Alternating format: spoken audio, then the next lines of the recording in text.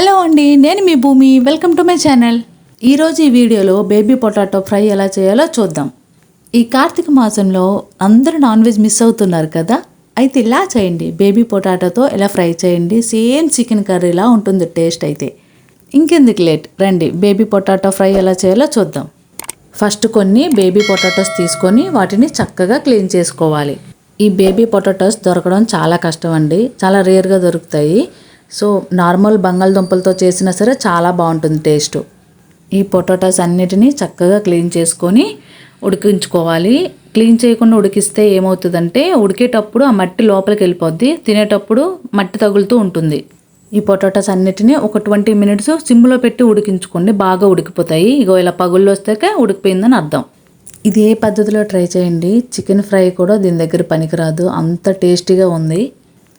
ఈ పొటాటోస్ అన్నిటిని చక్కగా ఇలా తొక్క తీసి పక్కన పెట్టుకోండి. మీకు కావాలి అనుకుంటే ఒక పొటాటోని 2 ముక్కలుగా చేసుకోండి, లేకపోతే ఇలాగే ఉంచేయండి. నేనైతే కట్ చేయట్లేదు, ఇలాగే ఉంచుకుంటున్నాను నేను. ఇప్పుడు వీటిని పక్కన పెట్టి ఒక ప్యాన్ తీసుకొని ఆ ప్యాన్ హీట్ ఎక్కాక అందులో ఆయిల్ వేసుకోండి. ఆనియన్స్కి సరిపడే ఆయిల్ వేసుకోండి, ఎక్కువ ఆయిల్ వేయద్దు. ఇప్పుడు ఈ ఆయిల్ హీట్ ఎక్కాక అందులో 1 టేబుల్ స్పూన్ జీరా, 1 టేబుల్ స్పూన్ ఆవాలు వేసుకొని ఇవి చిటపటలాడే వరకు వేయించుకోవాలి. ఇవి వేగిన తర్వాత ముందుగా కట్ చేసి పెట్టుకున్న ఆనియన్స్ వేసుకుంటున్నా. నేనైతే ఇక్కడ 3 ఆనియన్స్ పెద్ద సైజులో తీసుకున్నాను. ఈ బేబీ పొటాటో ఫ్రైకి ఆనియన్స్ ఎక్కువ వేసుకుంటేనే బాగుంటుంది, అందుకని ఎక్కువగా వేసుకున్నాను నేను. తర్వాత ముందుగా క్లీన్ చేసి పెట్టుకున్న ఒక రెమ్మ కరివేపాకు వేసుకుంటున్నా. నెక్స్ట్ 3 లేదా 4 గ్రీన్ చిల్లీ ఇలా కట్ చేసుకొని వేసుకోండి. ఈ ఆనియన్స్ మొత్తం ఒక 50% వేగిన తర్వాత ఇందులో 1 టేబుల్ స్పూన్ అల్లం వెల్లుల్లి పేస్ట్ యాడ్ చేసుకుంటున్నా. ఇప్పుడు ఇదంతా చక్కగా కలిపి వీటిని గోల్డెన్ కలర్ వచ్చేంత వరకు వేయించుకోవాలి. ఆ అల్లం వెల్లుల్లి పేస్ట్ పచ్చి స్మెల్ పోయే వరకు వేయించుకోండి. తర్వాత మనం పక్కన పెట్టాం కదా పొటాటోస్, అవన్నీ ఇందులో వేసుకోవాలి.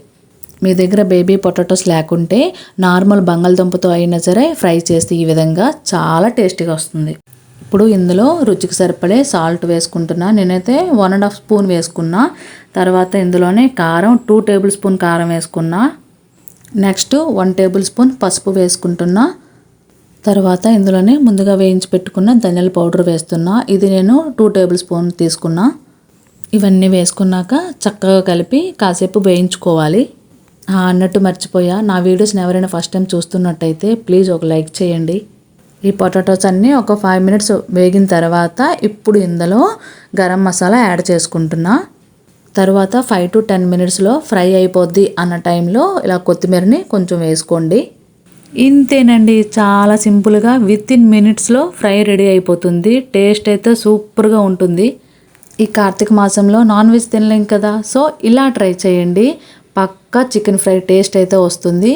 కామెంట్ చేసి మళ్ళీ మీరే చెప్తారు.